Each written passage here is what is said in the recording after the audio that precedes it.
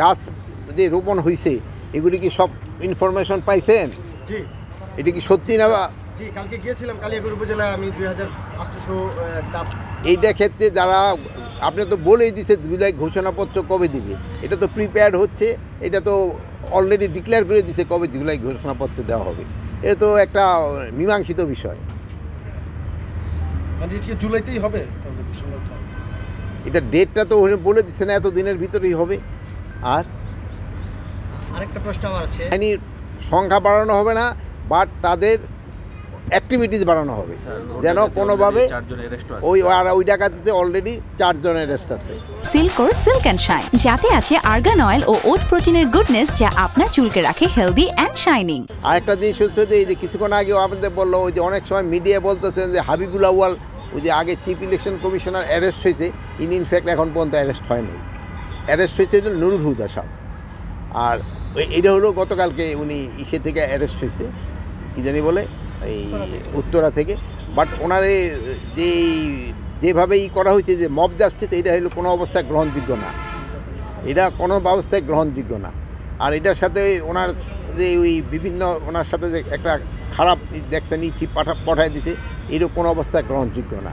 আপনারা বলবেন যদি কোনো কিছু থাকে, এই সব কোনো ঘটনা ঘটলে আইন শৃঙ্খলা বাহিনীর কাছে তারা হস্তান্তর করবে এবং আইন শৃঙ্খলা বাহিনী প্রপার অ্যাকশন নেবে। আর ওখানে আরেকটা দেখা গেছে যে আইন শৃঙ্খলা বাহিনীর সামনেও ওনার উপরে করা হচ্ছে। এটার জন্য আমরা একটা তদন্ত করে দেখব, এটার সাথে যদি কোনো আইন শৃঙ্খলা বাহিনী জড়িত থাকে তাদের বিরুদ্ধে আমরা আইনানুগ ব্যবস্থা নেব। কৃষিকে আধুনিক করার জন্য কি ব্যবস্থা নিয়েছে? এটা তো আপনারাই বলতে পারেন কী ব্যবস্থা নিচ্ছি, আপনারা বলেন। হ্যাঁ, প্রশ্ন হচ্ছে আমরা বিভিন্ন জায়গায় দেখছি যে কৃষি জমি সুরক্ষা আইন করতে যাচ্ছি, কৃষি জমি সুরক্ষা আইন, কৃষি জমি যেন দখল না হয়। আর এই যে আপনারা যে দেখবেন যে আজকে এইটু মিডিয়া দিয়ে দিবেন যে ভাঙ্গা গাড়ি এখানে পড়ে রয়েছে, এই জায়গাটা কতগুলি হয়ে রয়েছে, এগুলি মাঝে মাঝে খবর দিবেন, তো আমরা একটুখানি সজাগ হই।